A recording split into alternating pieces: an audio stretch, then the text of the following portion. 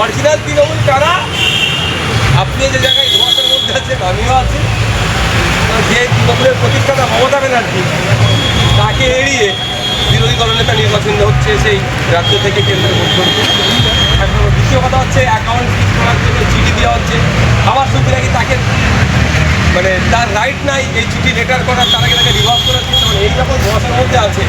আমার মনে হয় পশ্চিমবাংলার ক্ষেত্রে মাননীয় স্পিকার স্যার পশ্চিমবাংলায় পশ্চিমবাংলার রাজনীতিকে বিগত 5-7 বছর 10 বছরে যারা কলুষিত করেছে, তার মধ্যে একজন হচ্ছে উদয়নবাবু, যে নোংরামি করেছে।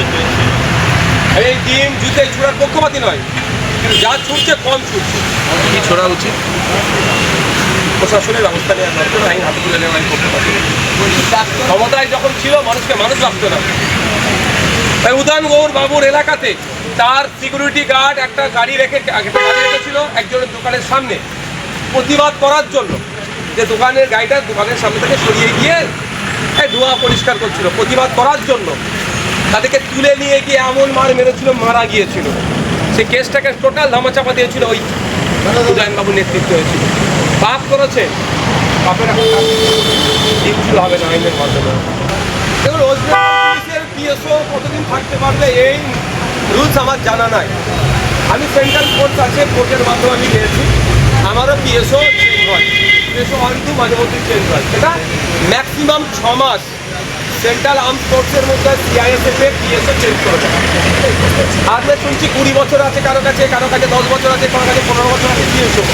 এটা হয়, এটা থাকলে আমার মনে হয় এই নিয়মটাকে বদলানো দরকার। এটা কি হয়, প্রত্যেকটি আর পিএসওর মধ্যে একটা পারিবারিক সম্পর্ক গড়ে উঠে যায়। অনেকে দেখা গেছে গত 17তম বিধানসভাতে এই অভিযোগ ছিল একজন বিধায়কের পিএসওর বিরুদ্ধে, তিনি তোলাবাজি করছেন বিধায়কের হয়ে। কারণ বেশি দিন থাকলে এই সম্পর্কটা গড়ে ওঠে। ব্যাগ ধরিয়ে দেবে পিএসওর হাতে, ছাতা ধরিয়ে দেবে, ছবি তুলাবে। কিন্তু আমার পিএসও ছবি তোলার কাজের জন্য দেওয়া হয়নি, আমাকে ব্যাগ ধরানোর কাজ জন্য দেওয়া হয়নি, আমাকে দেওয়া হচ্ছে আমার প্রোটেকশনের জন্য। আর দীর্ঘদিন থাকলে কেউ ধরিয়ে আসছে, সব কাজ করিয়ে নিচ্ছে, ইল্লিগাল কাজে হয়ে যায়।